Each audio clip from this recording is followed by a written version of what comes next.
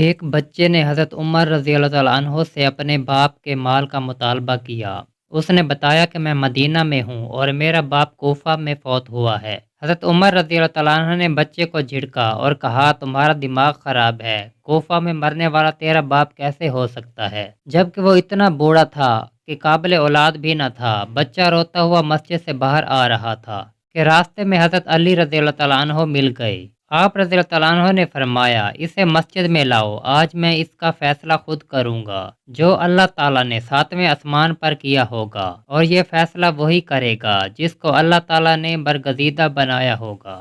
آپ رضی اللہ تعالیٰ عنہ نے پوچھا کہ بچے کے والد کی قبر کہاں ہے؟ بتایا گیا کہ وہ کوفہ میں تھا، لیکن اس کی لاش کو وہاں سے لا کر مدینہ میں دفن کیا گیا۔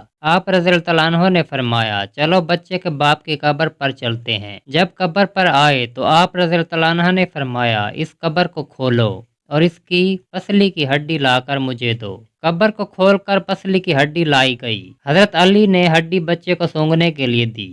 بچے نے جو ہی ہڈی کو سونگھا، اس کی ناک سے خون کا فوارہ جاری ہوا۔ آپ رضی اللہ تعالیٰ عنہ نے فرمایا، یہ قبر والا واقعہ ہی اس کا باپ ہے، اس کا مال اسے دے دو۔ حضرت عمر رضی اللہ تعالیٰ عنہ نے کہا، یہ کیسے ہو سکتا ہے کہ ہڈی سونگھنے سے خون کا فوارہ جاری ہو اور ہم مال اس کے حوالے کر دیں؟ آپ رضی اللہ تعالیٰ عنہ نے فرمایا، اچھا اب یہی ہڈی کسی دوسرے کو سنگھاؤ۔ جب وہ ہڈی دوسرے افراد کو سنگھائی گئی تو کسی پر اس کا کوئی اثر نہ ہوا۔ آپ رضی اللہ تعالیٰ عنہ نے فرمایا، ایک بار پھر بچے کو ہڈی سونگھاؤ۔ جو ہی بچے نے ہڈی سونگھی تو فوراً خون کا فوارہ جاری ہوا۔ حضرت علی رضی اللہ تعالیٰ عنہ نے فرمایا، اگر مرنے والا اس بچے کا باپ نہ ہوتا تو اس کے ناک سے خون جاری نہ ہوتا۔ پھر حضرت عمر رضی اللہ تعالیٰ عنہ نے اس میت کا تمام مال اس بچے کے حوالے کر دیا۔ ایسی مزید ویڈیوز کے لیے ہمارے چینل کو سبسکرائب کریں۔ اگر ویڈیو اچھی لگی ہو تو ویڈیو کو لائک کریں۔